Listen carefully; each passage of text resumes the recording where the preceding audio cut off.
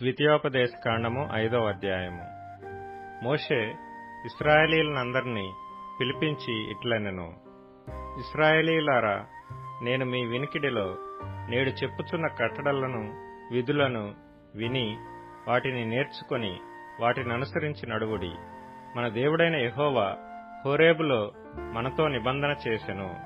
యెహోవా మన పితరులతో కాదు, నేడు ఇక్కడ సజీవులమైయున్న మనతోనే ఈ నిబంధన చేసెను.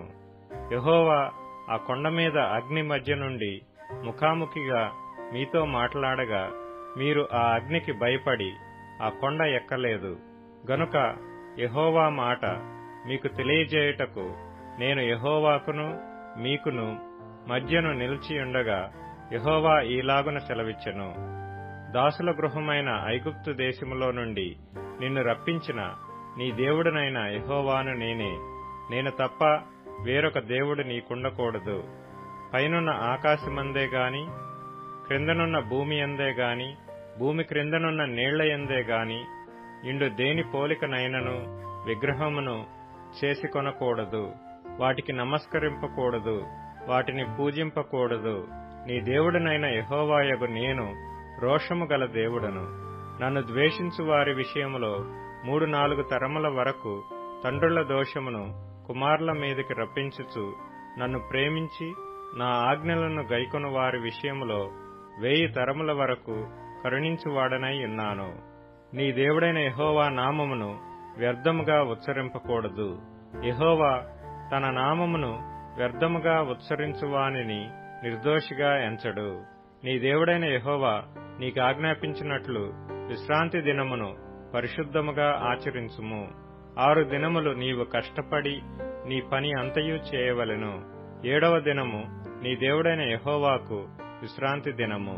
దానిలో నీవైనను, నీ కుమారుడైనను, నీ కుమార్తె అయినను, నీ దాసుడైనను, నీ దాసి అయినను, నీ ఎద్దైనను, నీ గాడిద అయినను, నీ పశువులలో ఏదైనను, నీ ఇండ్లలోనున్న పరదేశి అయినను ఏ పనియూ చేయకూడదు. ఎందుకంటే నీవలే నీ దాసుడును నీ దాసీయును విశ్రమింపవలెను. నీవు ఐగుప్తు దేశమందు దాసుడివై ఉన్నప్పుడు నీ దేవుడైన యెహోవా బాహుబలము చేతను చాచిన చేతి చేతను నిన్ను అక్కడ నుండి రప్పించినని జ్ఞాపకము చేసుకొనుము. అందుచేతను విశ్రాంతి దినము ఆచరింపవలెనని నీ దేవుడైన యెహోవా నీకు ఆజ్ఞాపించెను. నీ దేవుడైన యెహోవా నీకనుగ్రహించు దేశములో నీవు దీర్ఘాయుష్మంతుడవై నీకు క్షేమము కలుగునట్లు నీ దేవుడైన యెహోవా నీకాజ్ఞాపించిన లాగున నీ తండ్రిని నీ తల్లిని సన్మానింపుము. నరహత్య చేయకూడదు, వ్యభిచరింపకూడదు, దొంగిలకూడదు, నీ పొరుగువాని మీద అబద్ధ సాక్ష్యము పలకకూడదు, నీ పొరుగువాని భార్యను ఆశింపకూడదు, నీ పొరుగువాని ఇంటినైనను వాని పొలమునైనను వాని దాసునినైనను వాని దాసినినైనను వాని ఎద్దునైనను వాని గాడిదనైనను నీ పొరుగువానిదగు దేనినైనను ఆశింపకూడదు. ఈ మాటలను యెహోవా ఆ పర్వతము మీద అగ్ని మేఘ గాఢాంధకారముల మధ్య నుండి గొప్ప స్వరముతో మీ సమాజమంతటితో చెప్పి 2 రాతి పలకల మీద వాటిని వ్రాసి నాకిచ్చెను. ఆయన మరేమీయూ చెప్పలేదు. మరియు ఆ పర్వతము అగ్ని వలన మండుచున్నప్పుడు ఆ చీకటి మధ్య నుండి ఆ స్వరమును విని మీరు అనగా మీ గోత్రముల ప్రధానులను మీ పెద్దలను నా యొద్దకు వచ్చి, మన దేవుడైన యెహోవా తన ఘనతను మహాత్మ్యమును మాకు చూపించెను. అగ్ని మధ్య నుండి ఆయన స్వరమును వింటిమి. దేవుడు నరులతో మాట్లాడినను వారు బ్రతుకుదురని నేడు తెలుసుకొంటిమి. కాబట్టి మేము చావనేలా? ఈ గొప్ప అగ్ని మమ్మను దహించును. మేము మన దేవుడైన యెహోవా స్వరము ఇక వినిన ఎడల చనిపోదుము.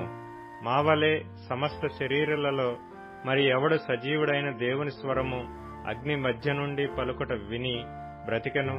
నీవే సమీపించి మన దేవుడైన యెహోవా చెప్పునది యావత్తూ వినుము.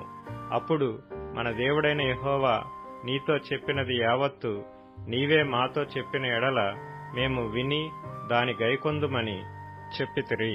మీరు నాతో మాట్లాడినప్పుడు యెహోవా మీ మాటలు వినెను. అప్పుడు యెహోవా నాతో ఇలాగు సెలవిచ్చెను, ఈ జనులు నీతో చెప్పిన మాటలు నేను వినియున్నాను. వారు చెప్పినదంతయు మంచిదే. వారికిని వారి సంతానమునకును నిత్యమును క్షేమము కలుగునట్లు వారు నాయందు భయభక్తులు కలిగి నా ఆజ్ఞలన్నిటినీ అనుసరించు మనస్సు వారికుండిన మేలు. మీ గుడారములలోనికి తిరిగి వెళ్ళుడని నీవు వారితో చెప్పుము. అయితే నీవు ఇక్కడ నా యొద్ద నిలిచియుండుము. నీవు వారికి బోధింపవలసిన ధర్మమంతటినీ, అనగా కట్టడలను విధులను నేను నీతో చెప్పెదను. వారు స్వాధీనపరచుకొనున్నట్లు నేను వారికిచ్చుచున్న దేశమందు వారు అలాగు ప్రవర్తింపవలెను. కాబట్టి మీరు కుడికే గాని ఎడమకే గాని తిరుగక మీ దేవుడైన యెహోవా ఆజ్ఞాపించినట్లు చేయుటకు జాగ్రత్త పడవలెను. మీరు స్వాధీనపరచుకొనబోవు దేశములో మీరు జీవించుచు మేలు కలిగి దీర్ఘాయుష్మంతులగునట్లు మీ దేవుడైన యెహోవా మీకు ఆజ్ఞాపించిన మార్గములన్నిటిలో నడుచుకొనవలెను.